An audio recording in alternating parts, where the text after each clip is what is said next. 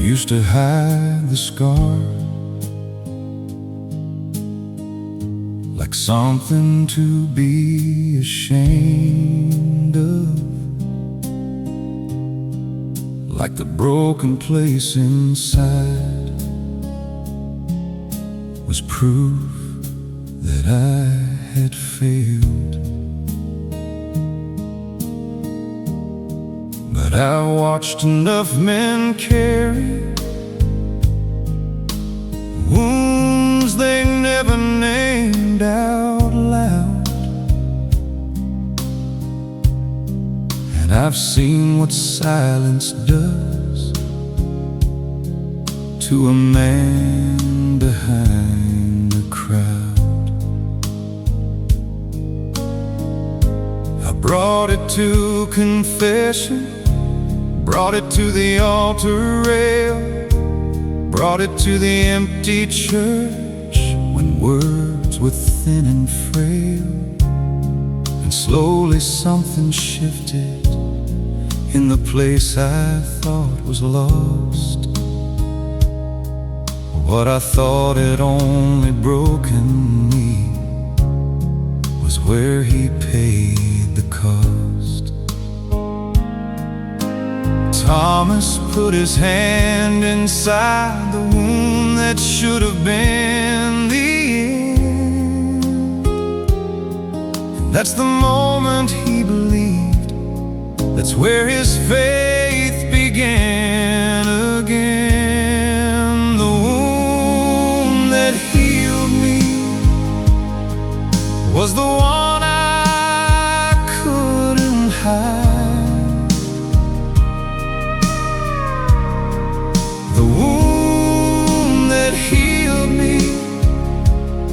Was the one that led him inside.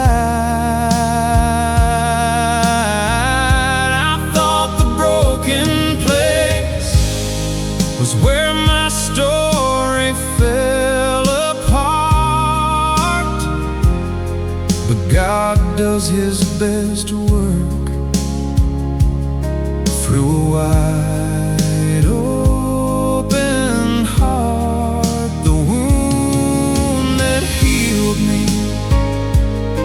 Was the deepest one I had. The wound that healed me turned the broken into sacred, turned the lost into the found. The wound that healed me was holy ground. I've sat beside the broken who were certain they were done, who couldn't see how anything good could still come. And I showed them not a sermon, not a perfectly healed life, just the place that God had touched me in the middle of the knife.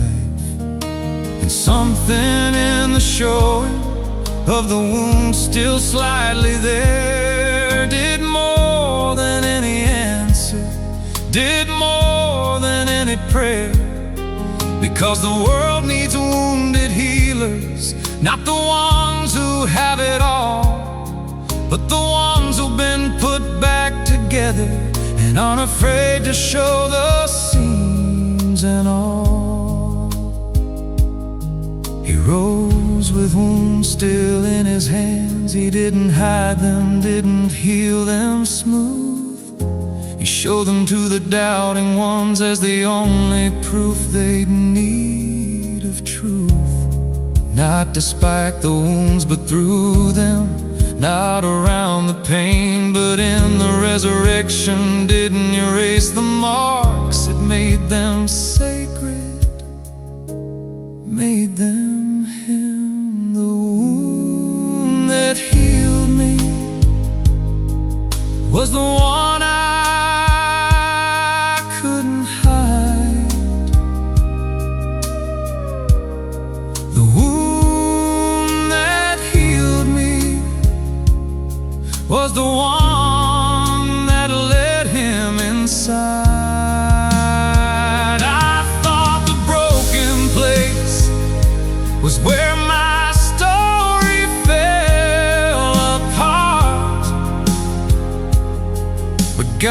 God does His best to work through a wide open heart. Don't hide the place He touched you. Don't bury what He's redeemed. The wound that healed you is the most powerful thing you'll ever show this world. The wound that healed you is holy, is His, is yours. He rose with a wound still in His hands. He showed them He wasn't ashamed. The wound that healed you is holy ground. Holy ground. Holy ground.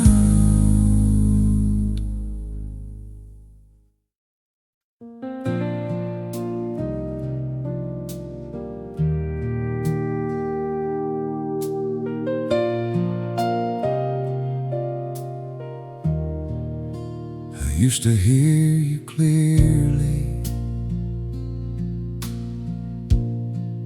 in the early morning hours, but somewhere in a year I won't forget, the voice went quiet for months. I pray the way I always did. I showed up, kept the hours, just a silence where you used to be, that grew louder every day. And I didn't know a saint could feel what I was feeling then, that the darkness wasn't punishment, but where faith begins again. Are you still here when the feeling's gone? Are you still here? But I can't hold on when the prayer feels light. I'm talking to the ceiling and the wall. Are you still here in the silence after all? Just the courage to keep showing up and trust you're still beside. Are you still here? Tell me you're still here. I read about Teresa, who walked decades in the dry, and John of the Cross, who wrote the most beautiful words on God. From the bottom of a prison cell, and something shifted inside me. The darkness wasn't his absence, it was faith becoming sight. My God, why have you forsaken me? He said it from the cross. And if the silence touched the one who was the light himself, then maybe I'm in holy company. He didn't stay forsaken. Friday became Sunday still. He is closer than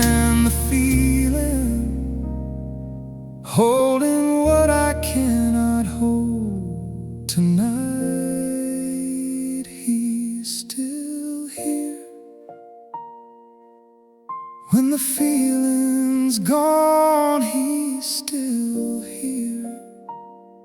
When you can't hold on, when the prayer feels like you're talking to the ceiling and the wall,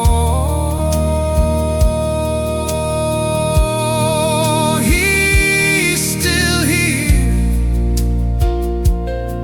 in the silence after all. He was always here, still here in the silence, still here in the silence, still here when the feeling left, when you almost stopped. He was always here in the silence, still here.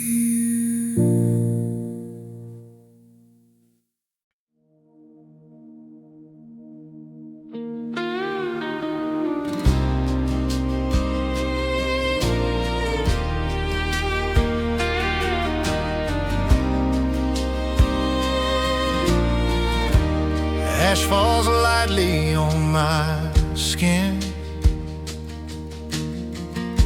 a fragile mark of truth, a quiet reckoning begins between my pride and you. Comfort doesn't walk this road, it fades behind my step. Every mile exposes me, and all I've tried to protect. Take what keeps me safe, if safety keeps me far. Strip me down to grace, take the lesser loves away. Let the desert rearrange every part of me. If fasting breaks my will, if silence bends my knees, let this be the season. Make a new heart in me. Temptation wears familiar clothes, it speaks with gentle light, it offers crowns without a cross, and truth without the price. But hunger sharpens what is real, and thirst reveals my need. Not bread alone can hold my soul, not comfort set me free. Burn what is not yours, refine what still remains. Strip me down to grace, till nothing false survives, till surrender feels like freedom, and dying feels like life. If weakness is the door, if mercy is the key, let this be the season. You remake all of me.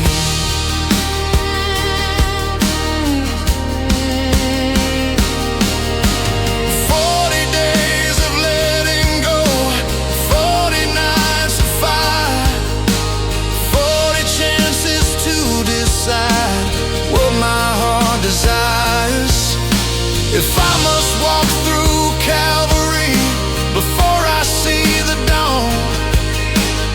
Let me walk it honestly till every mask is gone. Strip me down to grace, from ashes into flame, from everything I used to be into your holy name.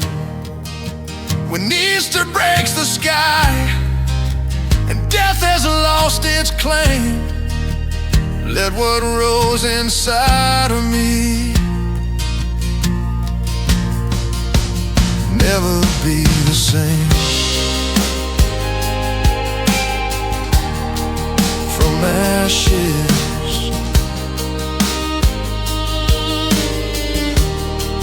to grace.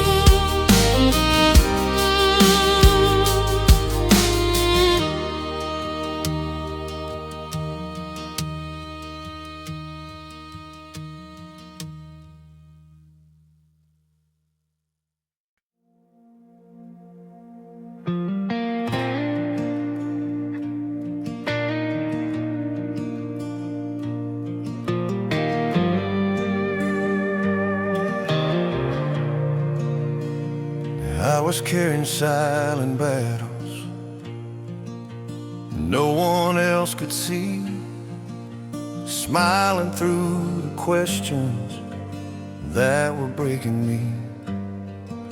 Every prayer felt unanswered, every door seemed closed.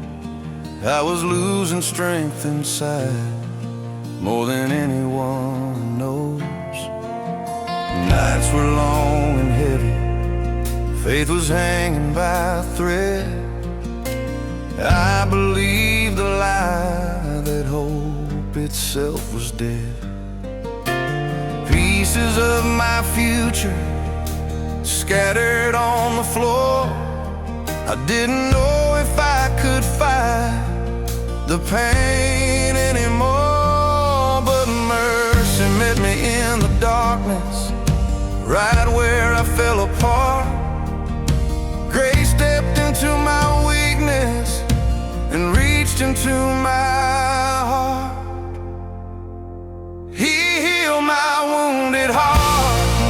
He restored my soul where the fear had torn apart.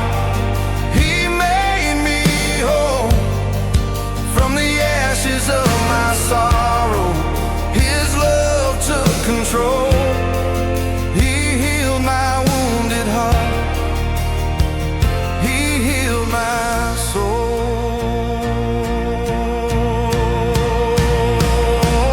Now with thunder from the heavens, now with fire in the sky, but with quiet, steady kindness that never passed me by. He carried every burden I was too afraid to show, and planted seeds of healing where only pain would grow. By his scars I found redemption, by his cross I found my name. What was broken he reclaimed, what was dying he made new again. He healed my wounded heart. He restored my soul, every shattered part he made whole.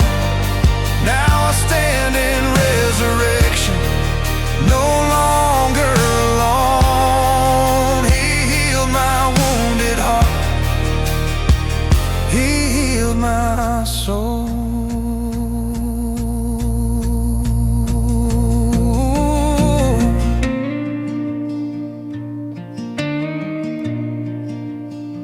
Wounded heart,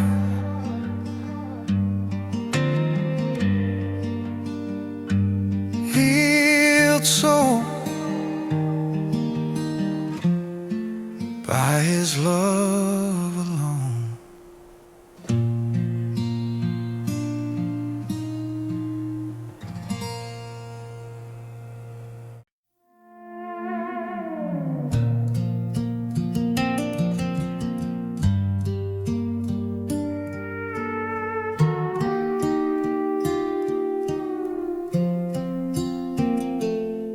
saw it on my grandmother's wall, a painting old and worn with time. A heart exposed and wrapped in thorns, with a flame that never died. I was young and didn't understand why love would look like that, why the God who made the universe would show his heart and let it crack. But I've lived enough of life now to know what thorns feel like, to know what it means to love someone who walks away into the night, to know the kind of love that cost you more than you were sure you had. And I go back to that painting now, and I finally understand. This is not a distant God behind a wall of light and throne. This is a God with an open chest, showing us he's not made of stone. Sacred heart, still beating after everything we've done. Sacred heart, still open for the broken and the numb. We drove the thorns around it, we turned away, we always do. But the heart that holds the universe still burns and beats for you. Sacred heart, still bleeding, still believing, still holding every wound we gave. Sacred heart, the love that keeps on giving from the other side of the grave. Sacred heart.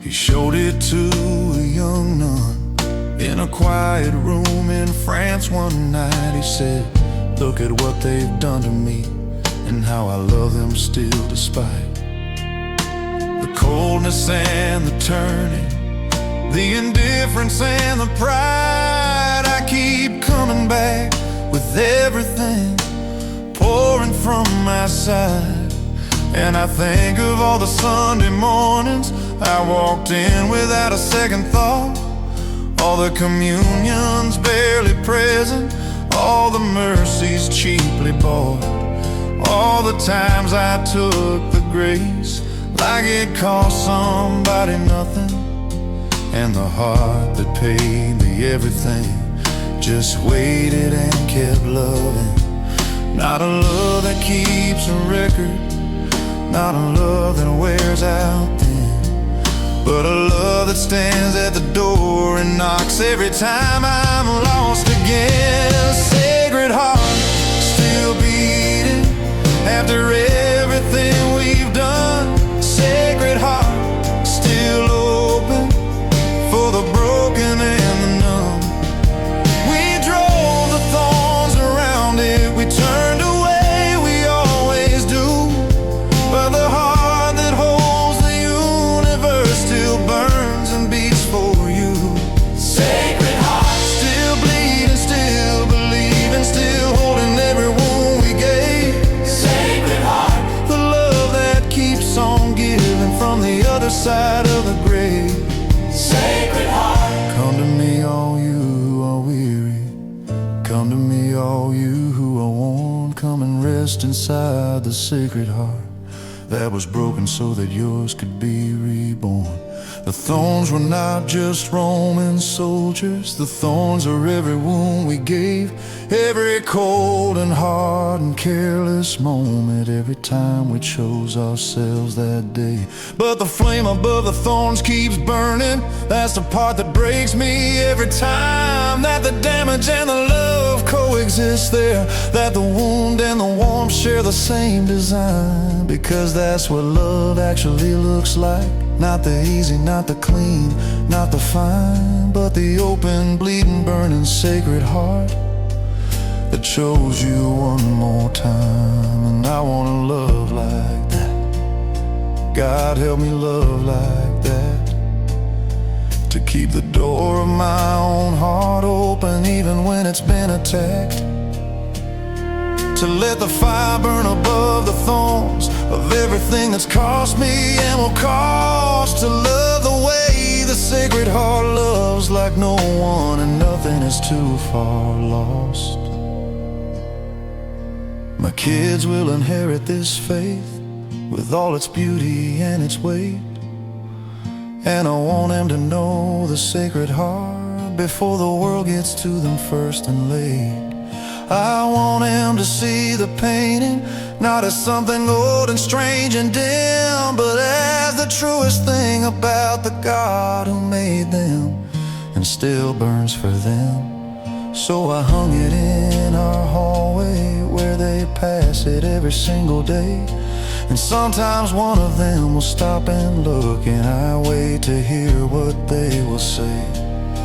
And my youngest touched the thorns one morning and said, "Dad, does that hurt him still?" I said, "I think the love is stronger than the hurt, and I think it always will be. A Sacred Heart still beating after everything we've done. Sacred Heart still open for the broken and the numb. We drove the thorns around it, we turned away, we always do, but the heart that holds the universe still burns and beats for you. Sacred Heart still bleeding, still believing, still holding every wound we gave. Sacred Heart, the love that keeps on giving from the other side of the grave. And if your heart is cold and heavy, if the thorns are all you feel tonight, look for the flame burning above them. That's the love that never lost the fight. Sacred Heart still beating, still burning, still yours. Sacred Heart Still beating, still burning for you. After everything, Sacred Heart still beating. The thorns couldn't stop it, the cold couldn't stop it. Still yours. Sacred Heart Still beating, still burning, still yours, always yours.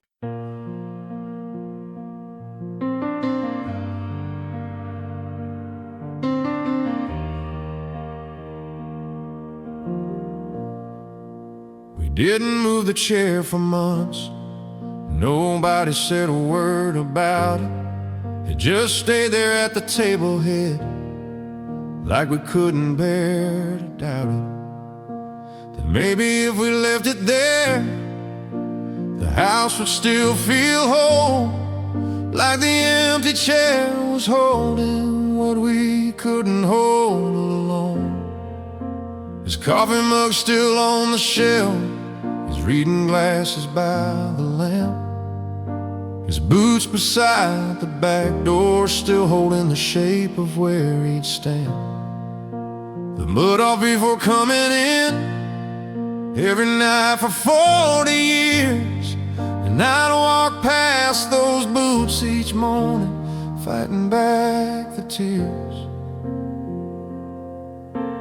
Grief is strange the way it lives in the ordinary objects left behind, in the chair and in the coffee mug, in the boots that shaped themselves to him with time. The chair he left behind still sits at the head of the table. The chair he left behind still holds more than wood is able. I sat in every other seat since the day we laid him down, but that chair belongs to someone whose absence makes a sound. The chair he left behind is teaching me to pray that the love that fills an empty space was never meant to go away. The chair he left behind. My mother set his place one Christmas, didn't notice till she'd done it.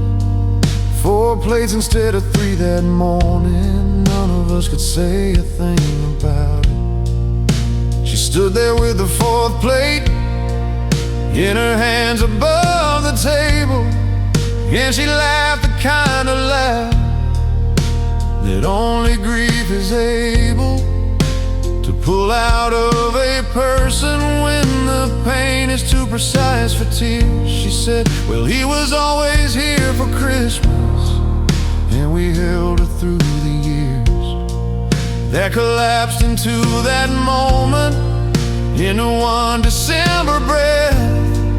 And we understood together that love doesn't end at death.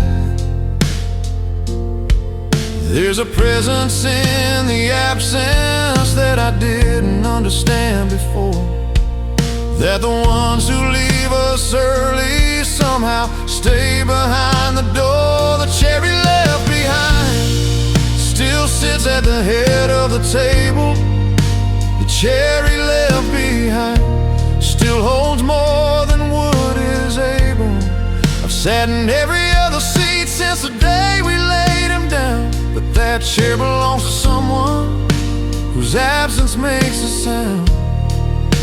The cherry left behind is teaching me to pray that the love that fills an empty space was never meant to go away.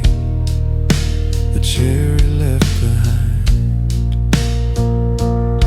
There's a feast described in Scripture where no seed will be left cold, where the ones who left the table early will be seated, will be whole, where the Father sees the Son returning while he's still far down the road, and the chair that sat there empty will be filled and overflow. And I think about that table every time I see his chair, and I think about him seated somewhere I can't follow yet, but where the greed becomes a compass pointing to the place we're going, and the chair becomes a promise that the separation isn't permanent, just growing until the day we sit together at the table that has room for everyone, where the empty chairs are filled with light and death is finally undone. And my Father takes his rightful place, not at the head of our small table, but at the feast of something greater than our grief was ever able to contain. My son sits in that chair now. When he comes home from college in the fall, he doesn't know what it costs me every time I watch him in that hall, walking to the kitchen easy in the way that young men are, and not knowing that the chair he chose is carrying the weight of all we are. I haven't told him yet the story of the months we left it standing empty there. Some things you learn by living, not by being told to be aware. But some quiet Sunday morning, when the light is riding soft and slow, I'll pour us both a coffee, and I'll tell him what he needs to know. The chair he left behind still sits at the head of the table. The chair he left behind still holds more than wood is able. My son sits in it now some mornings, and the circle bends around. 3 generations at one table, and my father in the sound of the laughter and the coffee and the love that keeps its ground. The chair he left behind is not a place of loss anymore. It's a place where we remember what we're living toward. The chair he left behind. Save me a seat, I'll be there. Save me a seat. The chair he left behind.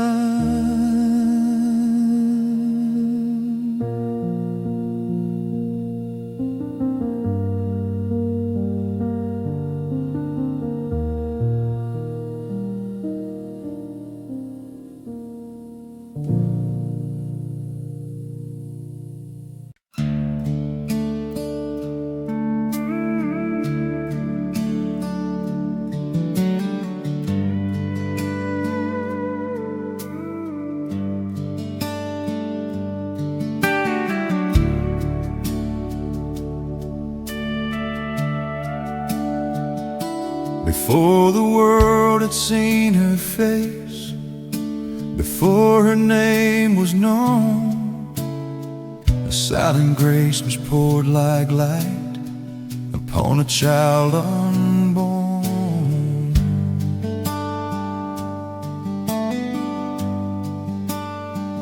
No shadow touched her rising soul, no stain of ancient form. The Father's mercy moved in time before the curse could come.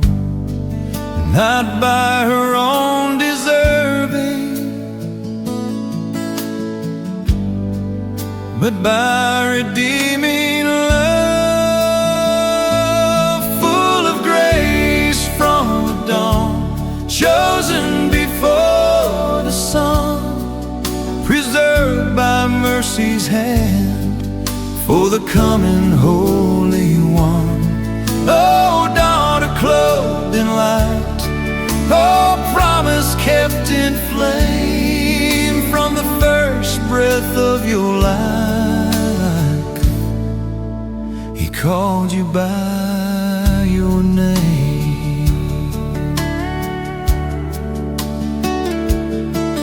Not distant from our human pain, not lifted far above, but first redeemed by saving grace to future saving love. The serpent's head beneath her feet, the ancient lie undone, a new beginning softly grew before her life begun, prepared to bear the Savior, the spotless Lamb to come, full of grace from the dawn, pure as morning air, a garden kept for God alone, where heaven chose to dwell. Oh, Ark of Covenant, oh, living temple flame from the first breath of your life. He called you by your name. In view of Calvary's mercy, in view of coming blood, the cross reached back through history and cover her with love, not separate from redemption, but first to be made whole. The victory of Christ began within her hidden soul.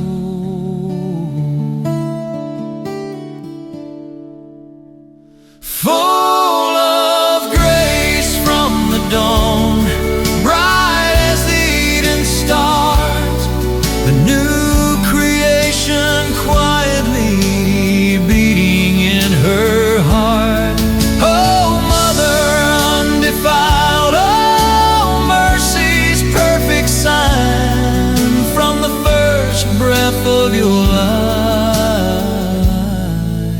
You were the Lord's design,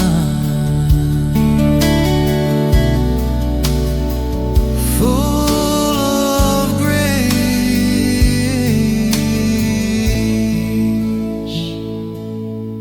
Pray for us.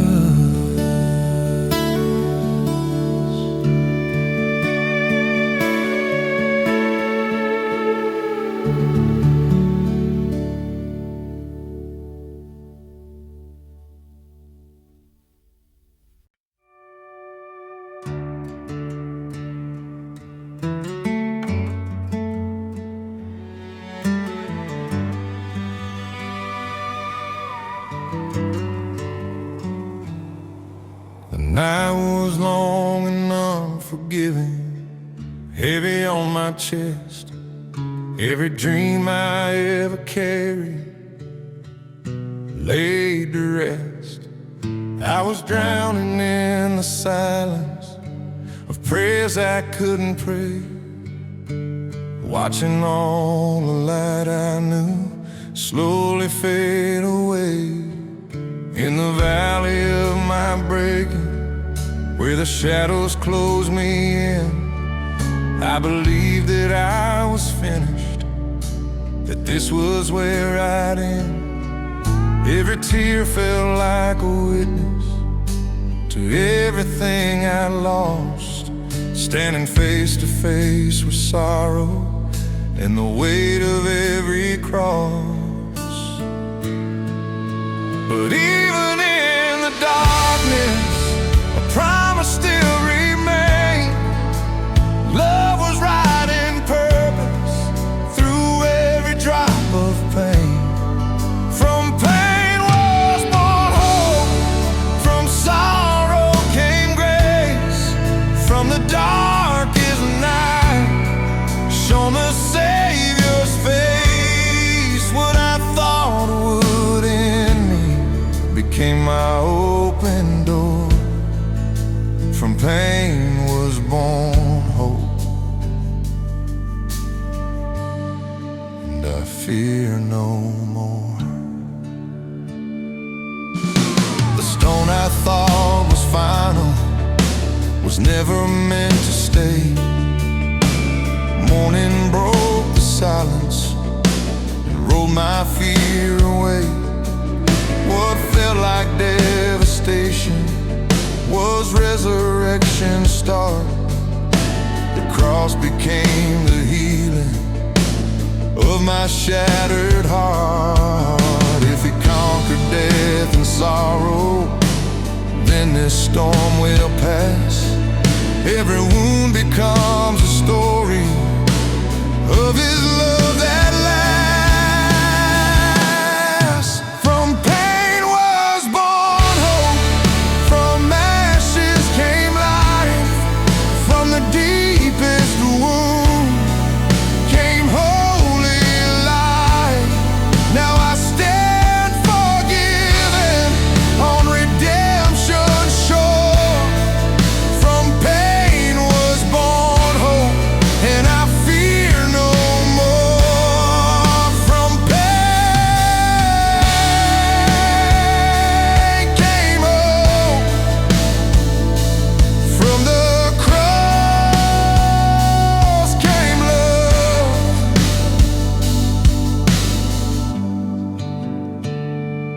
From pain came hope, from the cross came love.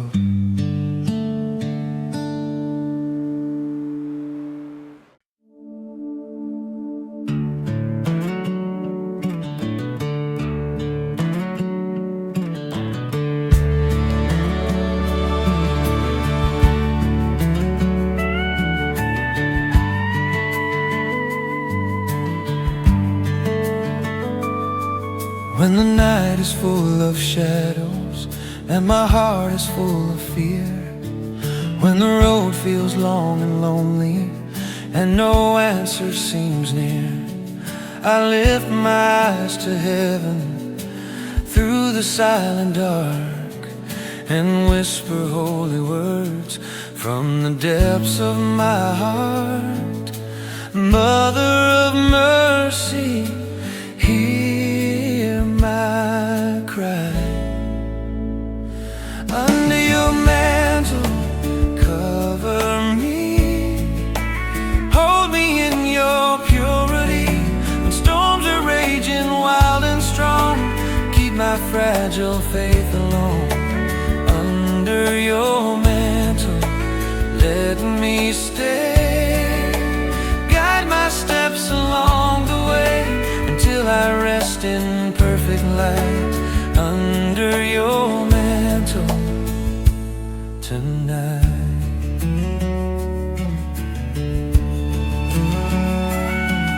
You who stood in quiet courage when the world had turned away, teach my trembling soul how to trust and how to pray. When temptation whispers softly and when my strength is small. Wrap me in your tenderness and lift me when I fall. Mother so gentle, stay near me. Under your mantle, cover me. Guard my heart in charity. When doubt is louder than my song, remind my soul where I belong. Under your mantle, let me hide, safe within your holy side, until my fears are washed away. Under your mantle, I will stay.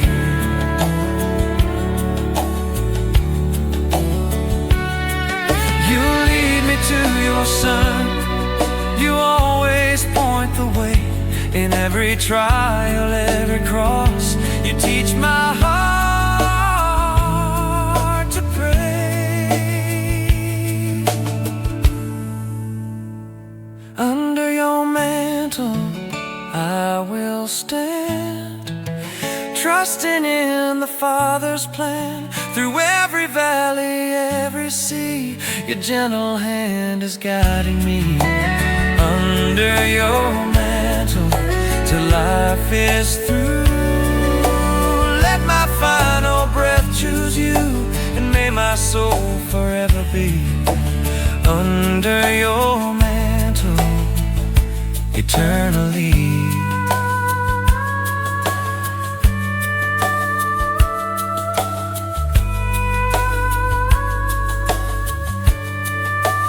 Holy Mother,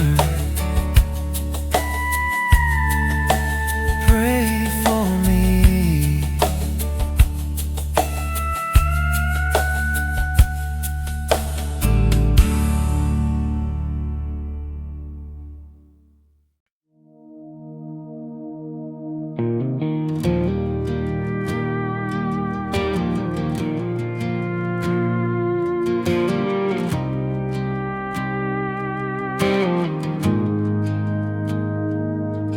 There's a rosary on the dashboard, been there since my father drove this truck.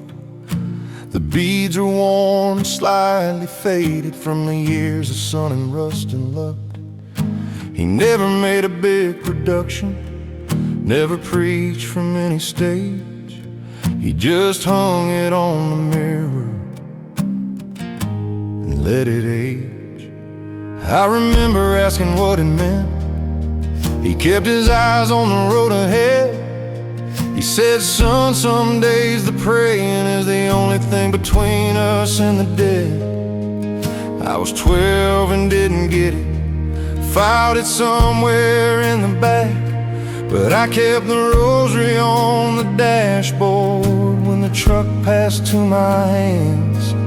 There are things that get inherited that don't show up in any will.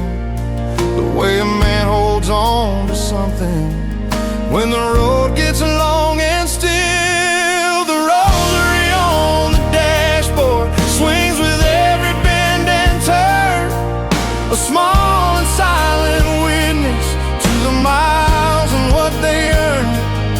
I've driven through the darkness, I've driven through the doubt, I've driven through the seasons when the faith was running out.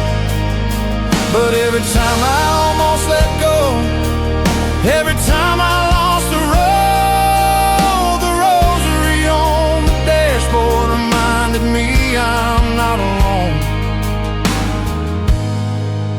The rosary on the dashboard.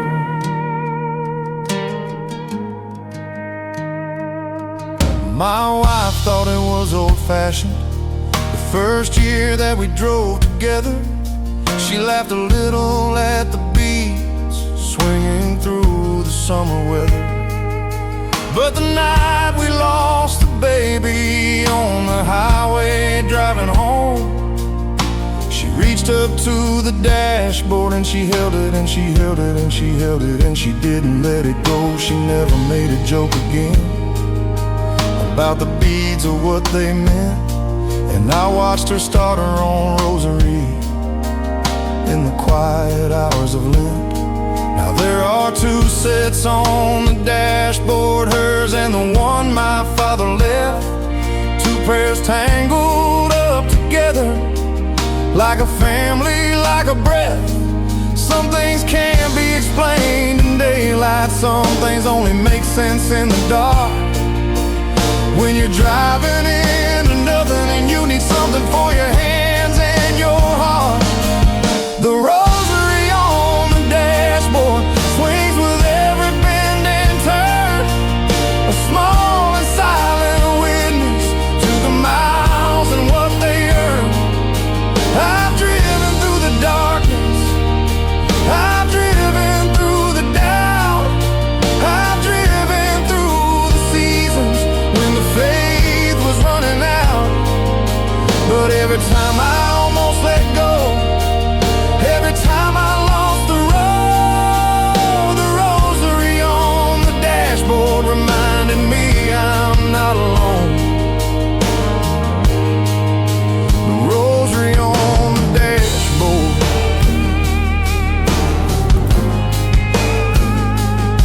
I've seen men with bumper stickers shouting faith from every lane. I've seen churches on the billboard promising to take away the pain. But my father never shouted, he just drove and trusted God, with a set of worn out rosary beads in the long and quiet road. And I think that's what faith looks like most of the time, most of the days.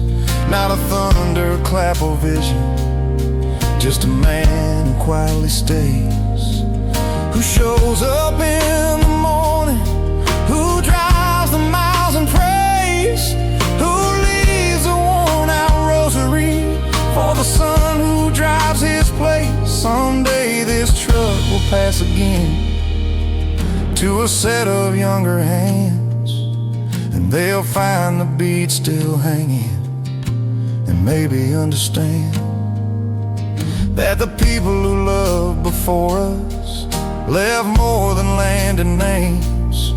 They left the small and holy objects soaked in all their prayers.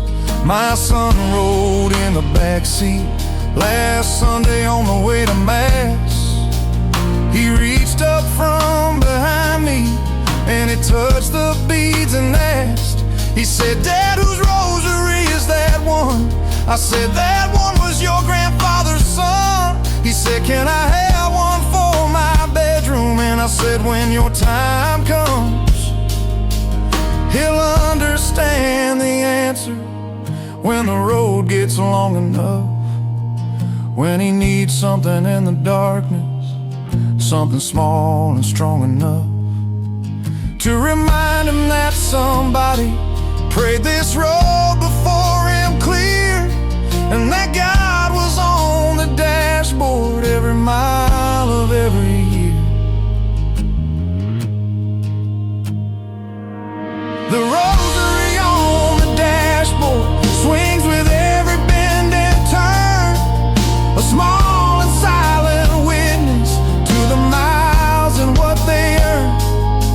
I've driven through the darkness, I've driven through the doubt, I've driven through the seasons when the faith was running out.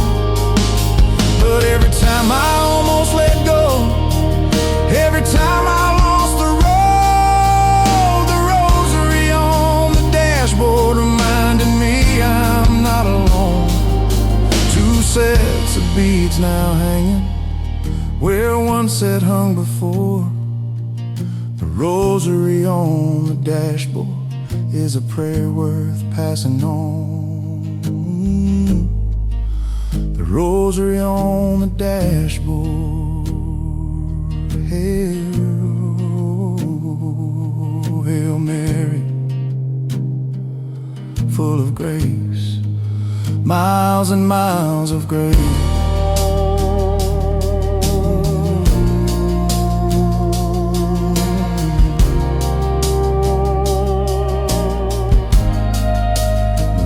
rosary on the dashboard.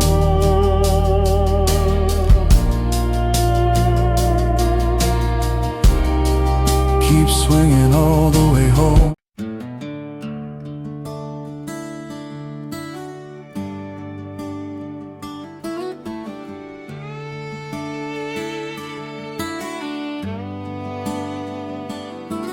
He saw you from a distance long before you turned around.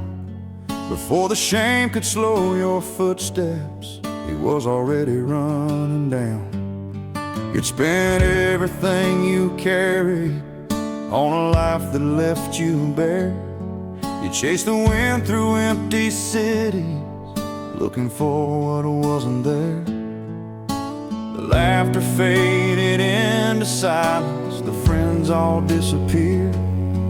And in the wreckage of your choices, you forgot that he was near. You don't have to clean yourself up, you don't have to fix the years, you don't have to have the right words ready, you just have to appear. Come home, the light is on, never once went dark.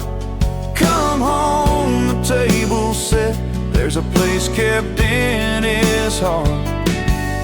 You can come with all your broken, every scar and every wrong, every road that led you nowhere, every night that felt too long.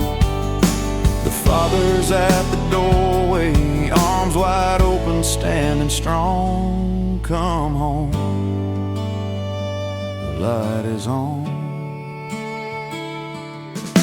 The older brother's watching with a stone behind his eyes, counting every year of service, measuring it against your life. But grace was never meant to be a thing we ration out in lines. It falls on those who least deserve it, like the rain falls on the vines. The ring is on your finger, the robe is on your back. Heaven throws a celebration every single time a child comes back. You don't have to earn the welcome, you don't have to prove you've changed. Just lift your eyes toward the horizon and let him close the range. Come home, the light is on, it never once went dark. Come home, the table's set, there's a place kept in his heart. You can come with all your broken, every scar and every wrong, every road that led you nowhere, every night that felt too long. The Father's at the doorway, arms wide open, standing strong. Come home, the light is on. Maybe you've been gone so long, you forgot the way back in. Maybe shame has built a wall between your heart and home again. Maybe someone said your name like it was something to be scorned. Maybe church felt like a courthouse and grace felt like a storm. But I tell you this, he knows your name. He never stopped to watch, he left the 99 behind to bring the one lost back. The price was paid before you left, it cost him everything he's got. And love like that doesn't stop. I've seen men kneel in silence with nothing left to say. I've seen women come with trembling hands after years of staying away. And every time the same thing happened, every single time, the one who made the stars above said you were always mine. Come home, the light is on, it never once went dark. Come there's a place kept in His heart. You can come with all your broken, every scar and every wrong, every road that led you nowhere, every night that felt too long. The Father's at the doorway, arms wide open, standing strong. Come home, the light is on. Come home, you've been gone long enough. Come home, He never stopped loving you. Just come home.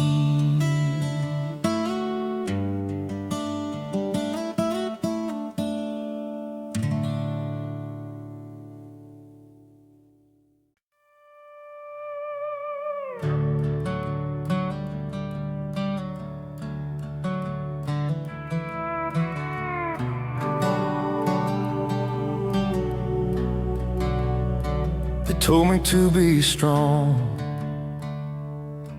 at the graveside in the rain. They said he's in a better place now, like that helps with all the pain. I shook 100 hands that day, said thank you, I'm alright.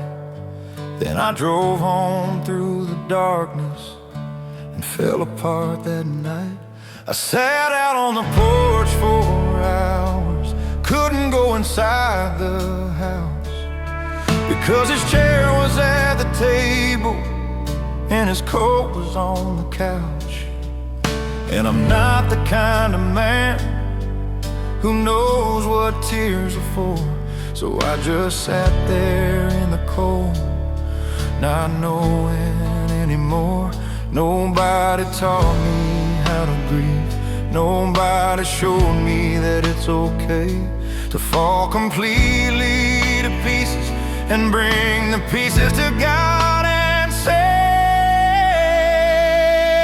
I don't know how to grieve, I don't know where it goes, I don't know how to carry what this kind of sorrow holds. I don't have the right words, I don't know how to pray, I just know I'm broken open in a way I've never been. God, if you're still listening, I need you to step in. I don't know how to grieve, but I know you do. I went to Mass that Sunday, didn't want to, but I went. I sat in the back row hiding every ounce of grief I meant. And when they read about the raising of the man 4 days in the tomb, I felt something crack inside me, like a window in a dark room. Not because the pain went anywhere, it didn't, it was still there, but because the God I prayed to had stood outside a grave and wept. He didn't quote the scriptures, he didn't give a speech, he just stood there in the open and he let the grief speak. Maybe that's the whole permission that I needed all along, to know that God himself has wept and weeping isn't getting it wrong. I don't know how to grieve, I don't know where it goes, I don't know how to carry what this kind of sorrow holds. I don't have the right words, I don't know how to pray, I just know I'm broken open in a way I've never been. God, if you're still listening, I need you to step in. I don't know how to grieve, but I know you do.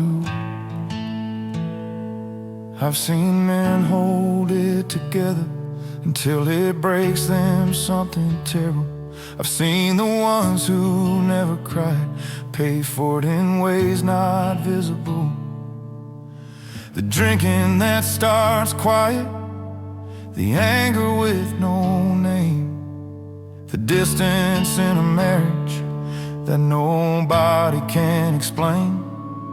And I think we were all handed a lie somewhere along the line, that a man who shows his sorrow is a man who's left it all behind. But David wept in the Psalms, and Job sat in the ash, and Jesus stood at Lazarus' tomb and let the tears come fast. So I'm learning something different now than what I learned to be, that the strongest thing I've ever done is kneel here and let myself grieve, that the bravest prayer I've offered had no words, just tears, that God can hold the broken places that I've been hiding all these years. It's been 8 months since the funeral. Some days I almost forget, then I hear his laugh in someone else, and the whole thing comes back in. I've stopped pretending I'm alright. When people ask me how I am, I've started saying I'm still in it and meaning it. My son caught me crying once at the kitchen table alone. He stood there in the doorway, not sure if he should come or go. I waved him over, held him close and said, this is what love calls, son. When you love somebody truly, this is what it feels like when they're gone. I hope that's something worth them knowing, more than all the strength I've shown, that grief is just love with nowhere to go, and God is right there in the middle of it, closer than he's ever been before.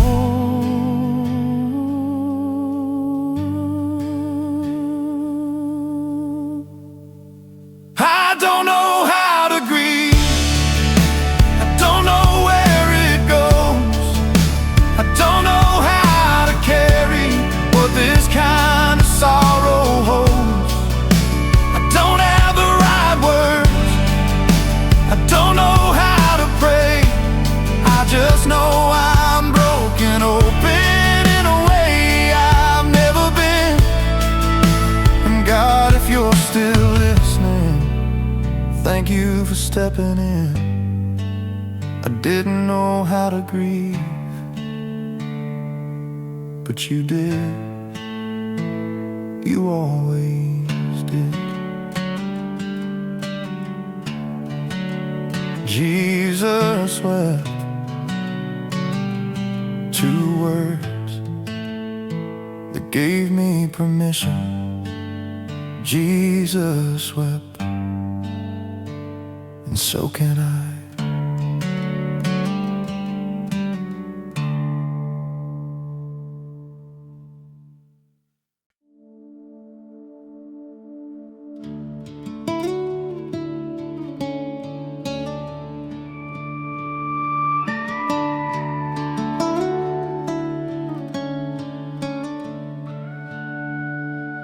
"40 days beneath the sky, where shadows stretch and grow, each step a quiet sacrifice on a narrow road below.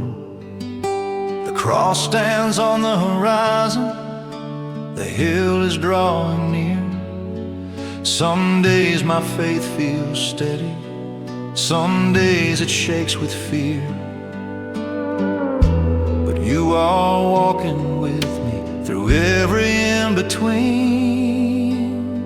This is the long walk to Easter, through desert and through flame, through silence and surrender, through calling out your name.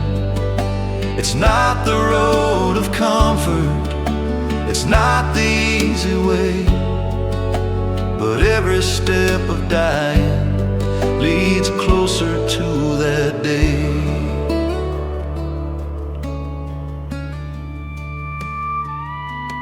There are nights of hidden battles where heaven feels so still, moments when obedience costs more than I thought it will. Yet in the dark awaiting, a promise still remains. The stone has not been lifted, but hope is in the pain.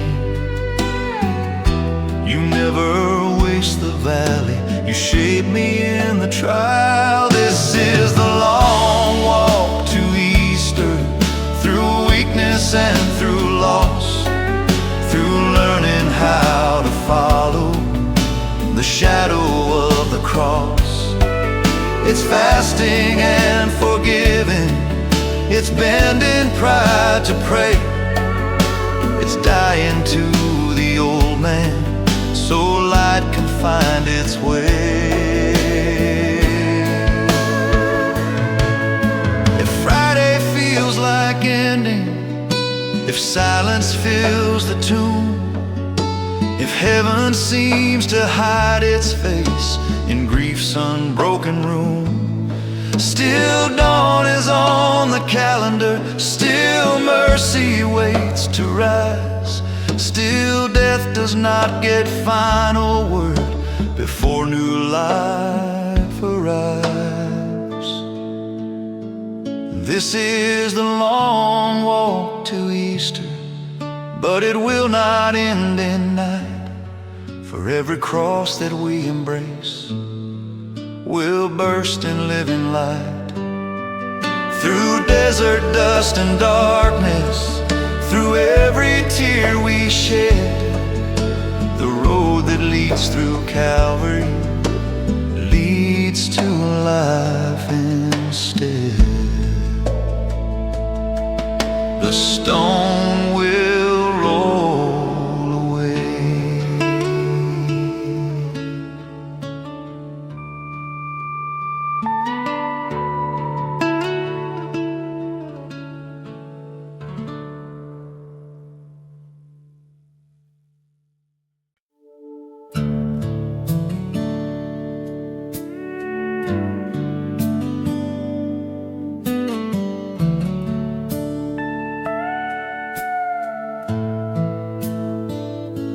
I don't understand the road, when answers never come, when prayers feel like they disappear into a silent sun,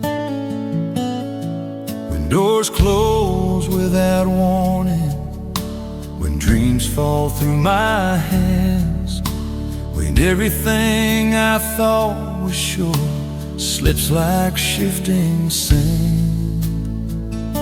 You're not shaken, you are not late, so I will trust you still. When the mountain doesn't move, when the valley feels too long, when I don't see the proof, I will trust you still. Through the breaking of my will, even in the waiting, I will trust you still.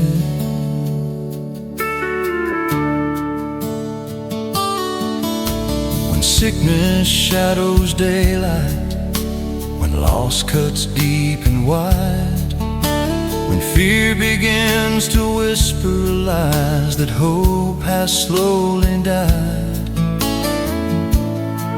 you hold not surprised by pain, you stand outside of time, you see the ending from the start and call it all divine.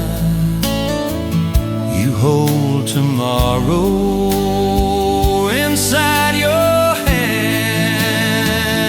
so I will trust you still. When the night refuses dawn, when I feel the strength is gone, I will trust you still, not because I understand, but because you are my Father, and my life is in your plan. Faith is not a feeling, it's a choice I make, to stand upon your promises when everything can shake. If you are God above the storm, then I have nothing left to fear. Even in the silence, you are near. I will trust you still when the waters rise and roar, when the path is narrow and I can't see the shore. I will trust you still till my final breath is filled with the quiet of surrender. I will trust you still. You are faithful. I will trust you.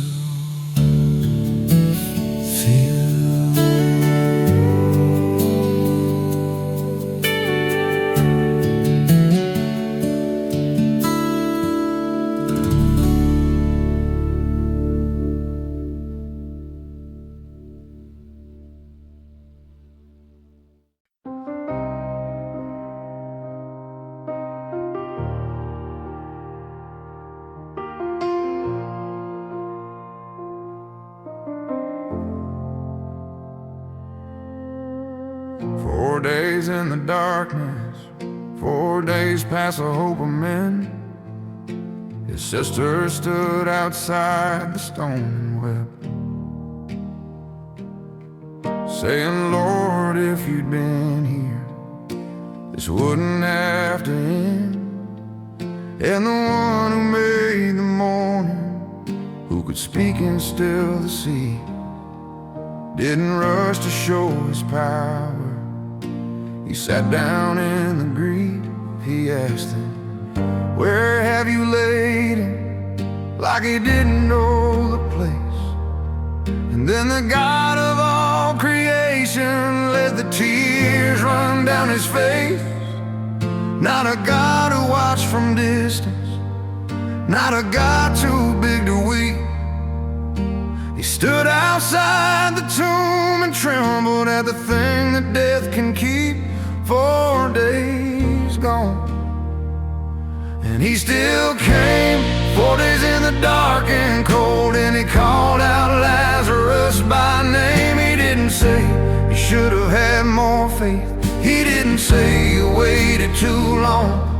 He just stood outside the darkness and he called the dead man home. 4 days gone, it's not too far gone.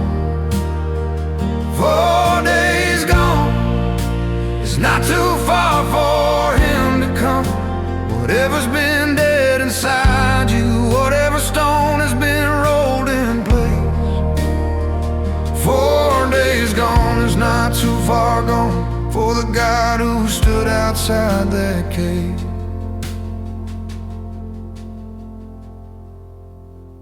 I've had my own 4 days in the dark of my own tomb, a marriage that had stopped breathing, a faith sealed in a room, a version of myself I buried when the weight got too severe.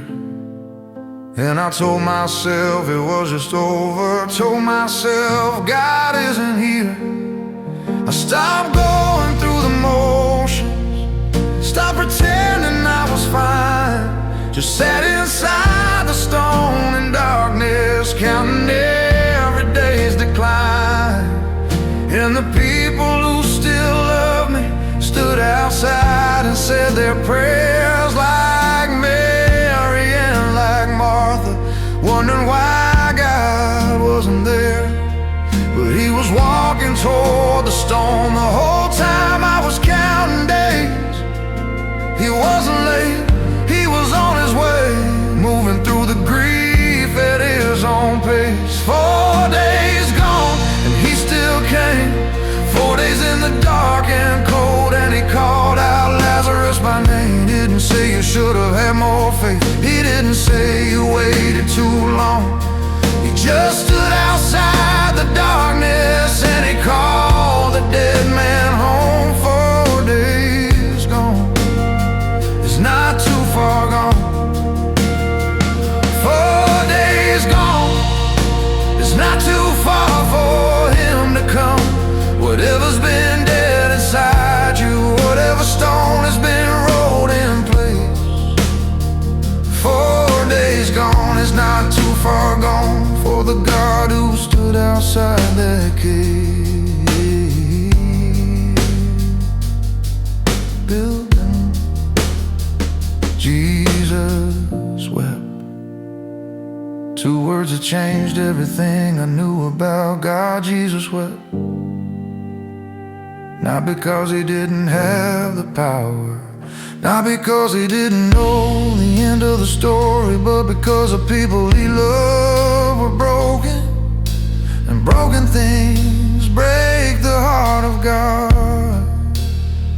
Jesus wept, and I read 1,000 verses about the power and the throne, but none of them undid me like the God who wept alone outside a borrowed tomb for a man he was about to raise. Because the pain was real right now, and right now deserved his tears.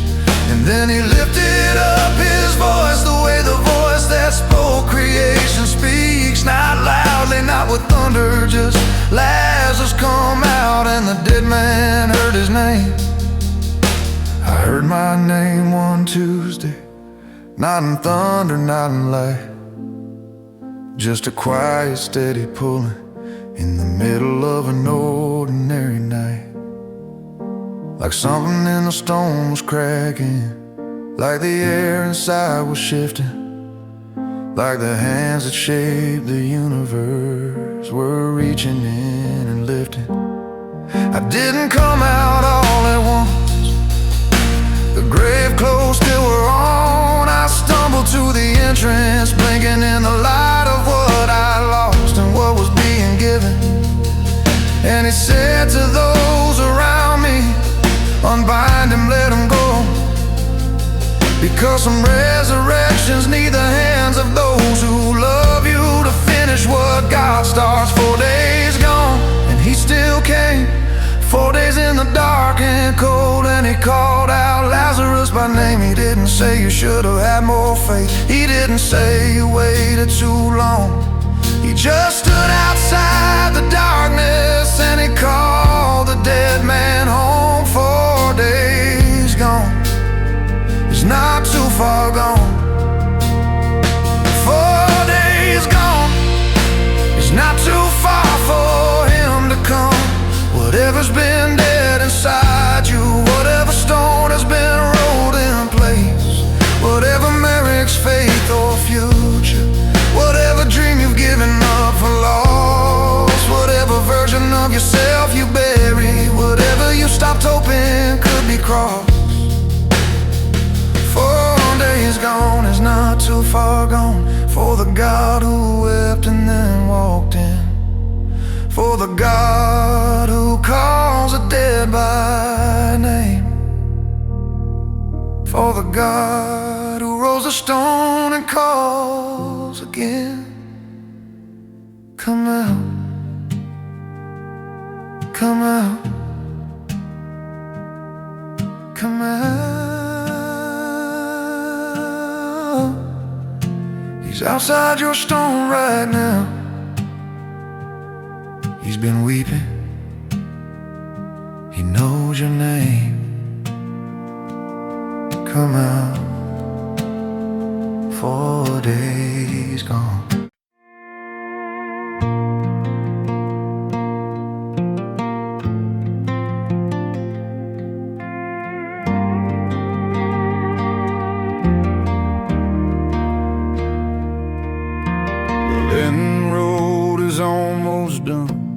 deserts nearly crossed.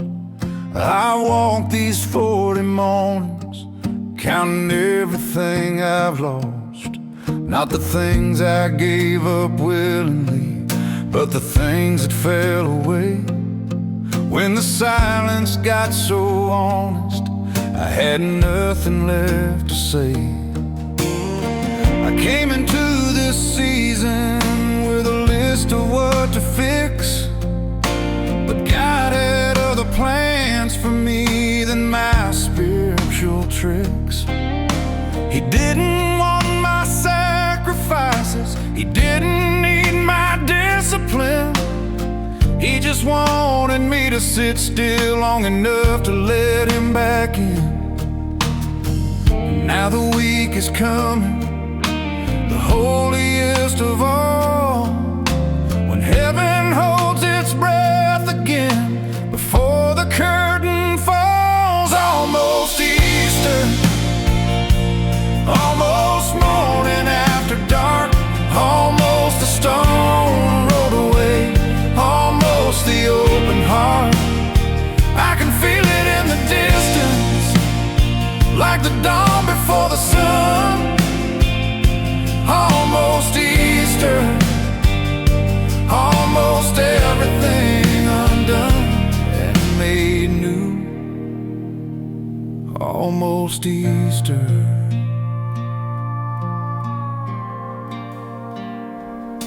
Holy Monday came with questions, Holy Tuesday came with doubt, Holy Wednesday felt like silence when I couldn't figure out how a man could love that deeply, how a God could choose that road, how the hands that shape the universe could let themselves be nailed and sold. Holy Thursday broke me open, kneeling at that wooden pew, watching bread become his body, watching wine become him too. And I understood the upper room, the fear behind that door, that even those who loved him most weren't ready for what lay before. But Friday has to happen before the Sunday comes. The tomb has to be sealed up tight before the stone gets rolled and done. Almost Easter,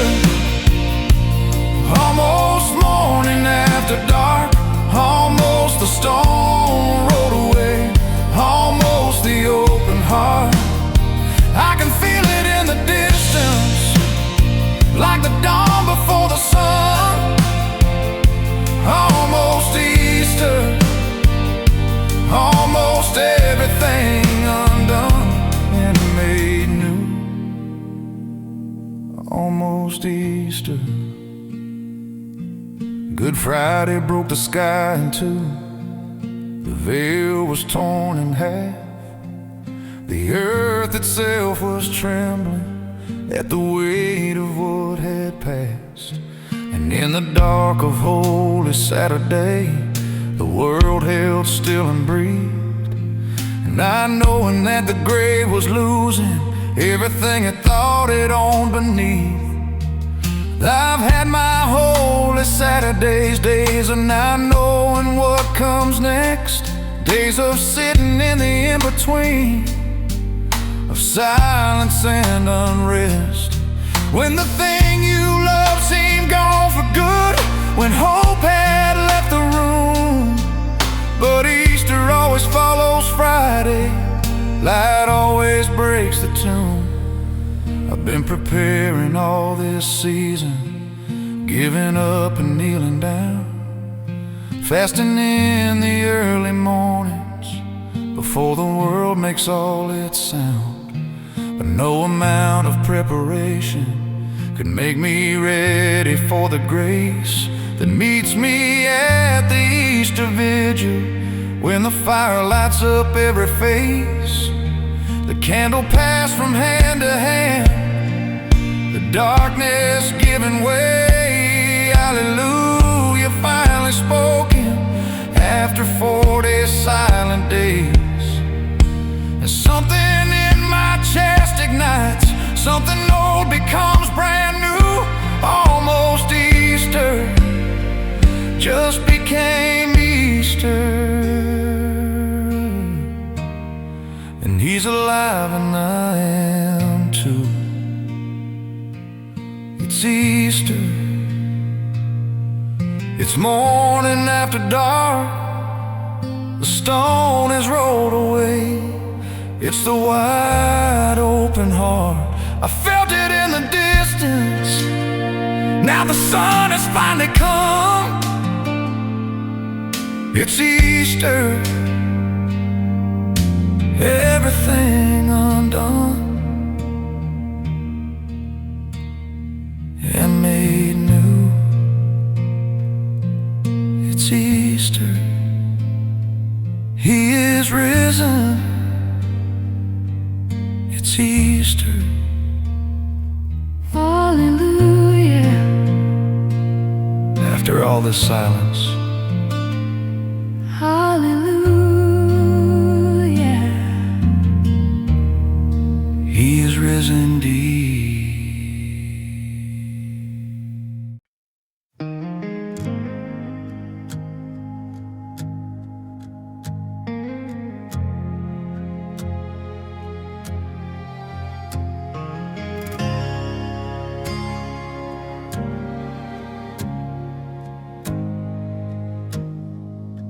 My grandfather worked the same land for 50 years without a complaint. He'd rise before the sun was thinking about getting up and start. He didn't talk about religion the way men talk about it now. He just planted and he waited, and he trusted in the how. He said the land will teach you everything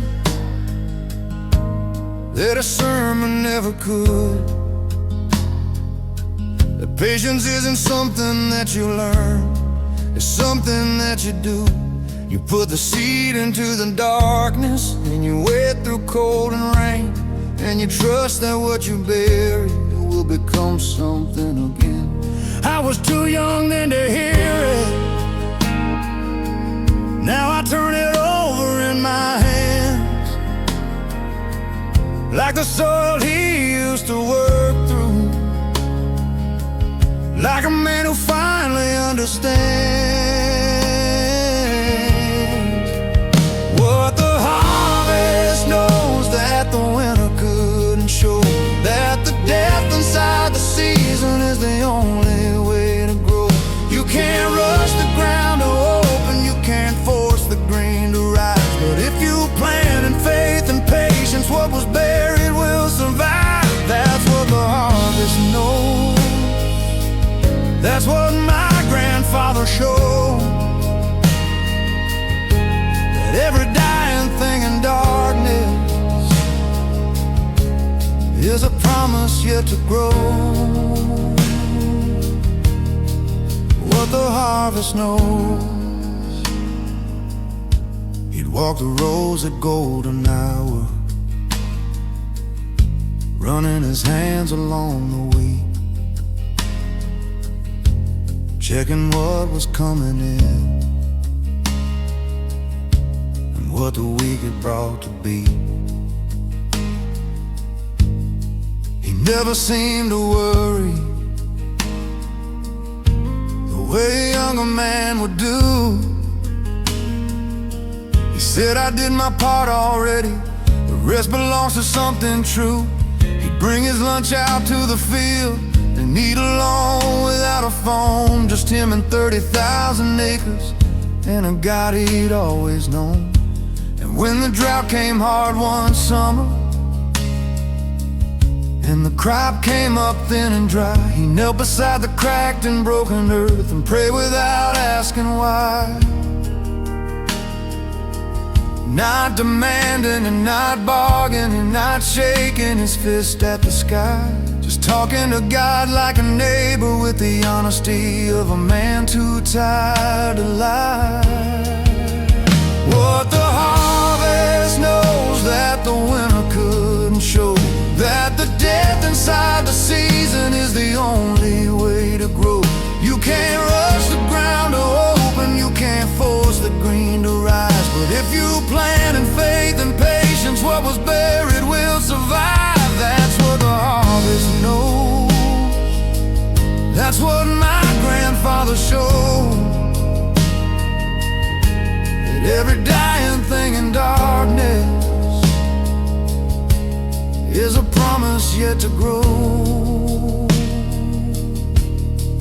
What the harvest knows. I've read the words of theologians, I've sat in conference halls and heard men with degrees debate the nature of resurrection from the dead. But I understood it in a cornfield at the age of maybe 8 or 9, watching green push through the winter like it had no doubt, like it had no time for second guessing what the ground could hold or whether spring would keep its word. My grandfather just knelt beside it and he listened and he heard the same thing every farmer hears if they're quiet long enough to know that the God who made the seasons, made the dying and the letting go, made the fallow and the fruitful, made the cold that comes before the green, made the patience in the planting and the faith in the unseen.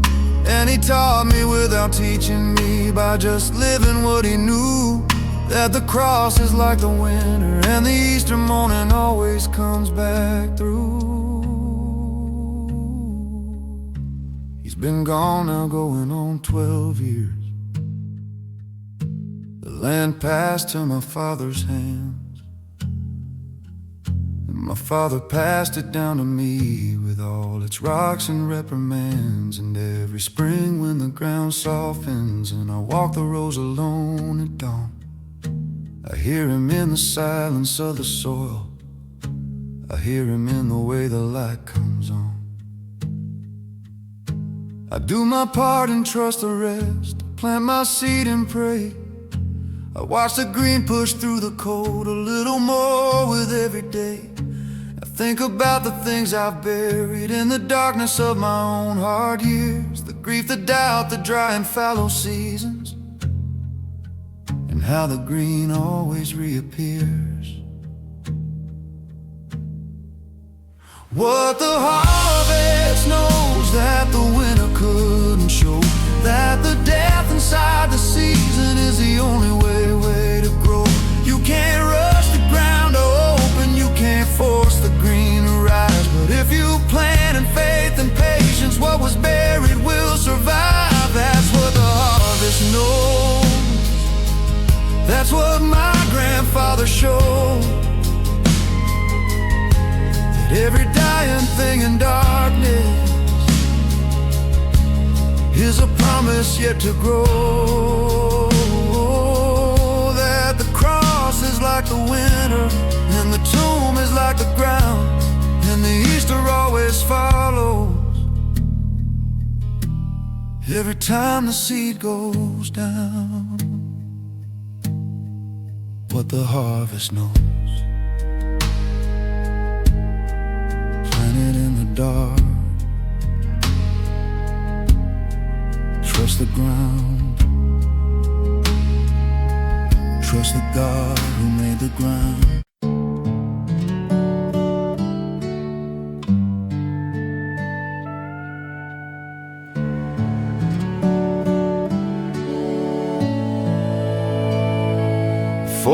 Days beneath the sky, where silence strips away the noise that fills my restless heart and leads my soul astray. No crown of ease, no feast of pride just ashes on my head. A fragile man before his God, on living daily bread. Strip away what blinds my eyes, burn away disguise. Lead me through the desert, Lord, where only truth remains, where hunger turns to holy fire and mercy falls like rain. Break the stone around my heart till grace can enter in. 40 days to lose myself and rise with you again.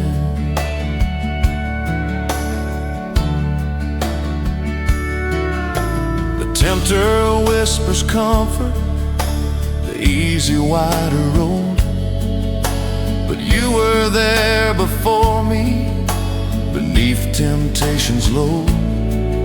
You fasted in the wilderness, you faced the darkest lies, and showed that strength is born within when self and pride both die.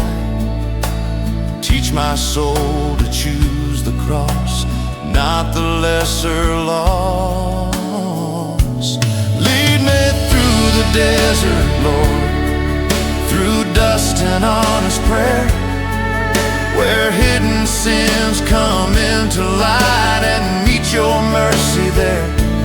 Break the stone around my heart till chains are torn within. 40 days to lose myself and rise with you again. Not just sacrifice of bread, but sacrifice of will.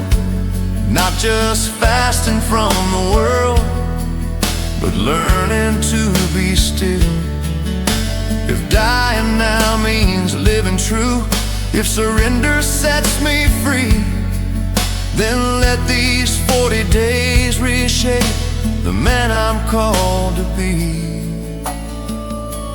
Lead me through the desert, Lord, till Easter morning breaks, till every wound is washed in light and every fear awakes. Break the stone around my heart, let resurrection begin. 40 days to lose myself and rise with you again.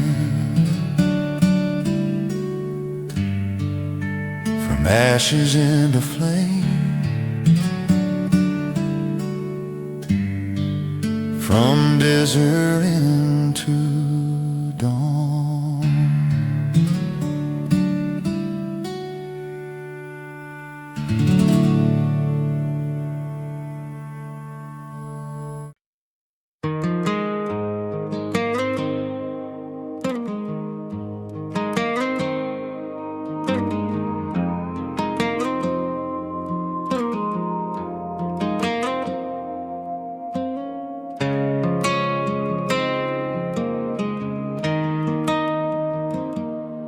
I left the church at 22 with a list of reasons why. Too many rules, too many questions, too many things I couldn't reconcile inside. I told myself I'd find God somewhere else, in the mountains or the sea, in the freedom of a Sunday morning that belonged entirely to me. And for a while it almost worked. The sky was big enough to hold whatever shape I needed God to be, whatever story I was told. But somewhere in my 30s, when the freedom lost its shine, I started driving past the churches, slowing down without a reason every time. You can't unfeel the thing you felt before you knew enough to doubt. You can't unlearn the God who held you before you figured your own way out. It's a long way home when you've been gone for years, when the road back feels like surrender and surrender feels like fear. I went the long way home, through the wilderness and pride, through the seasons of not knowing what was missing from inside. But the door was always open and the light was always on, and grace met me on the long way. Grace met me on the long way home.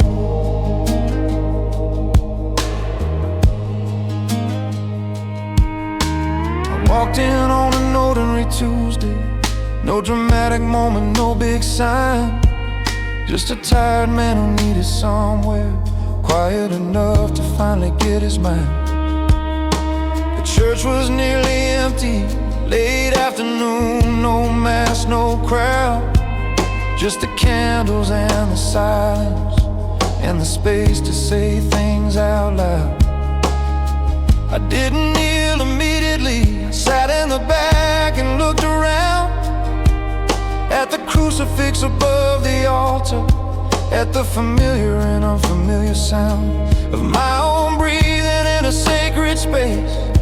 After years of keeping God at length, and something in the stillness said, I've been here the whole time, take your strength. Maybe doubt was never the opposite of faith. Maybe it was faith that hadn't found its legs. Maybe the years I spent in the wilderness were the years that burned away the dregs. It's a long way home when you've been gone for years, when the road back feels like surrender and surrender feels like fear. I went the long way home, through the wilderness and pride, through the seasons of not knowing what was missing from inside. But the door was always open and the light was always on, and grace met me on the long way. Grace met me on the long way home. I've talked to men who never left, who can't quite understand why someone raised with all of this would walk away. I don't blame them for the question, I can barely answer it myself, except to say that sometimes people have to put the faith up on the shelf and live inside the absence long enough to feel the weight of what it means to be without it, long enough to see it straight. Not as a set of rules to follow, not as guilt and not as shame, but as a father who kept the porch light burning every night I didn't come. And now I sit in mass on Sundays next to people I don't know, fumbling through the parts I've forgotten, relearning everything I let go. And it's awkward and it's humbling, and some mornings it feels thin, but I keep showing up on Tuesdays because something here is calling me back in. My mother lit a candle for me every single week I was away. She never told me until I came back, didn't want to push, she said she'd just pray. And I think about those candles burning through the years I wasn't there, the quiet faithful intercession of a woman on her knees in prayer. That's the thing about the people who stay, they hold the space for the ones who go. They keep the faith alive and breathing for the prodigals they love and know. And when I finally made it back, she didn't say a single word, just held me in the parking lot like the answer to every prayer she'd heard. It's a long way home when you've been gone for years, when the road back feels like surrender and surrender feels like fear. I went the long way home, through the wilderness and pride, through the seasons of not knowing what was missing from inside. But the door was always open and the light was always on, and grace met me on the long way. My mother's candle lit the long way. God was on the long way home. The long way home. Turns out it was the right way.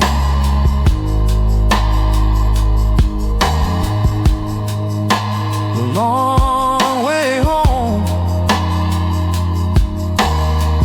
He was on it all along.